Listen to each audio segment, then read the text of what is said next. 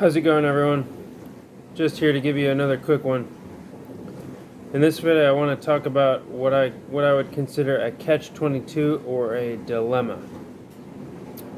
And I'm going to use the construction industry or my own personal experience in the construction industry to kind of explain the point I'm trying to make.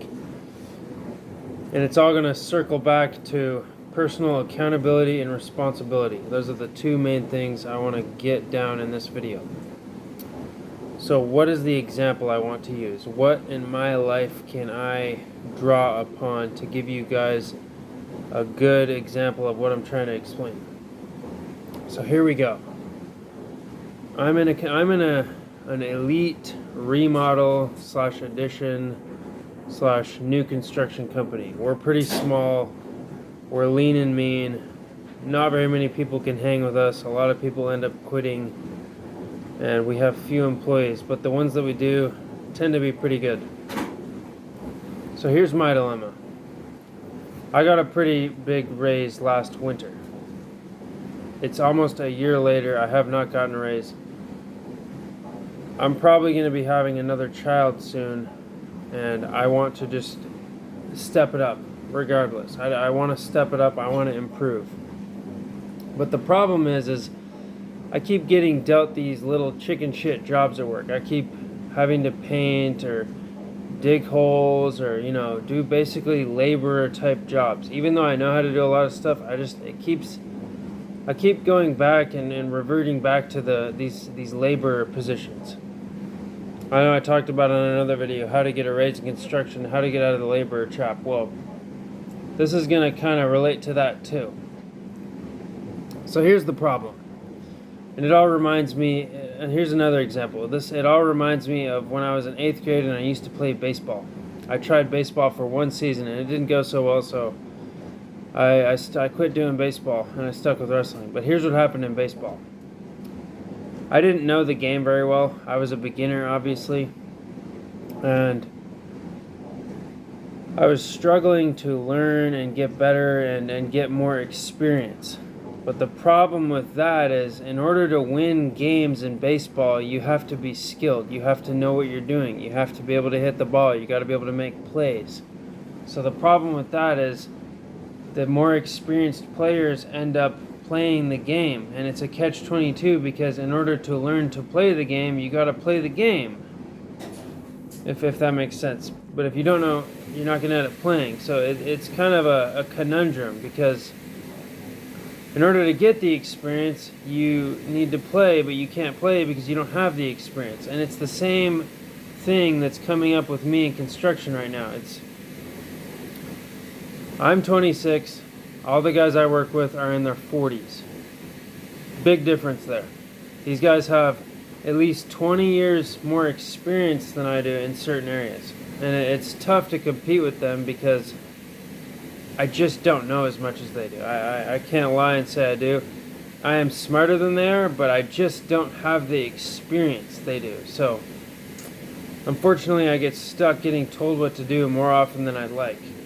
Where I want to be in this company is having my own little group of people that I mentor. Young guys, fresh out of high school, that I'm mentoring, that I'm showing how to do. That I'm teaching them how to do quality work. I'm teaching them how to be effective and not necessarily go the fastest, but get stuff done consistently and constantly move forward at a steady pace. So it's a catch-22, especially in construction, because it's just like the baseball game I told you guys about. In order to make money, you got to get jobs done as fast as possible and then move on to the next one and then move on to the next one and the next one and the next one. And the thing I've seen in construction time and time again is everybody's always in a hurry, and nobody has the patience to tell you what's going on. So here's the conundrum, and this is the revelation I've had. You gotta learn. You gotta take it personal responsibility and accountability for your own learning. You gotta teach yourself. Do not expect anyone else to teach you a trade. Do not expect anyone else to help you out or mentor you. If they do, great, but don't count on it, because unless you're in a union apprenticeship program, unless you're in some kind of actual apprenticeship program that caters to your knowledge and advancement, you're just not going to find very many people that have the patience or the time to actually slow down, stop what they're doing, and tell you what's going on and teach you. Usually people are getting frustrated with you. They're getting impatient because you don't know what's going on, and it's a catch-22, like I said, because in order to know what's going on, you gotta get the reps in, you gotta get the experience in, but you can't do that because that's gonna make things go slower, and if things go slower, jobs don't get done on time, and people don't make money, and the boss doesn't make money, and that's what makes it all go around, is making money. So what's the solution? Like I just said, personal responsibility and accountability. You got to approach it like this.